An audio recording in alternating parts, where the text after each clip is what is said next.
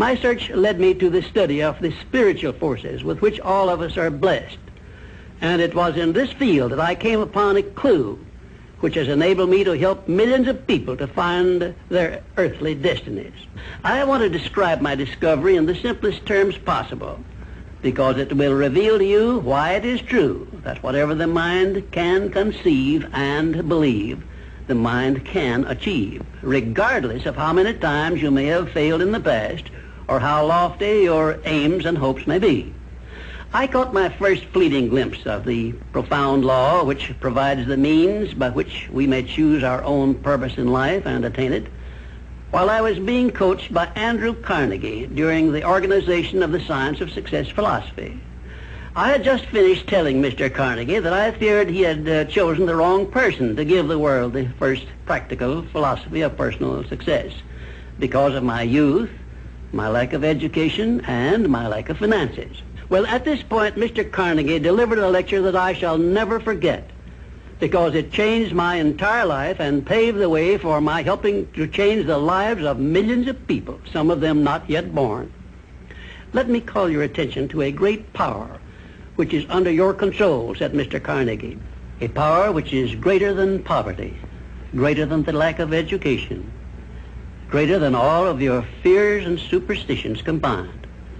It is the power to take possession of your own mind and direct it to whatever ends you may desire. This profound power, Mr. Carnegie continued, is the gift of the Creator, and it must have been considered the greatest of all of his gifts to man, because it is the only thing over which man has the complete and unchallengeable right of control and direction. When you speak of your poverty and lack of education, Mr. Carnegie explained, you are simply directing your mind power to attract these undesirable circumstances, because it is true that whatever your mind feeds upon, your mind attracts to you.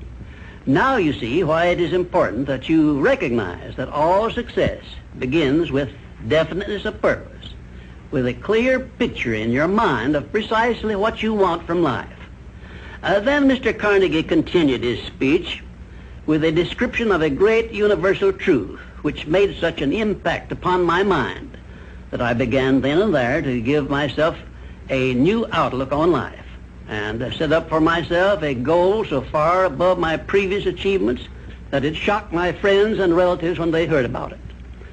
Everyone, said Mr. Carnegie, comes to the earth plane blessed with the privilege of controlling his mind power and directing it to whatever ends he may choose. But, he continued, everyone brings over with him at birth the equivalent of 2 sealed envelopes, one of which is clearly labeled, the riches you may enjoy if you take possession of your own mind and direct it to ends of your own choice. And the other is labeled, the penalties you must pay if you neglect to take possession of your mind and direct it. And now let me reveal to you, said Mr. Carnegie, the contents of those 2 sealed envelopes. In the one labeled riches is this list of blessings. 1, sound health. 2, peace of mind. 3, a labor of love of your own choice. 4, freedom from fear and worry. 5, a positive mental attitude. 6, material riches of your own choice and quantity.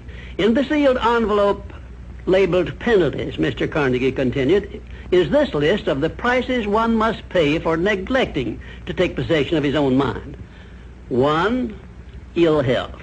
2, fear and worry.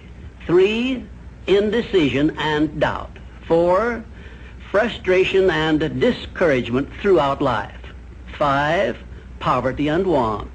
6, and a whole flock of evils consisting of envy, greed, jealousy, anger, hatred, and superstition.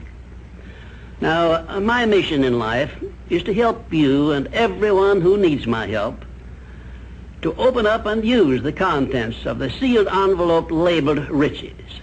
And the starting point from which you must take off if you wish to write your own ticket from here on out for the remainder of your life, I will describe for you in these simple instructions. 1, procure a neat pocket-sized a notebook, or something on the order of this one here, loose leaf affair.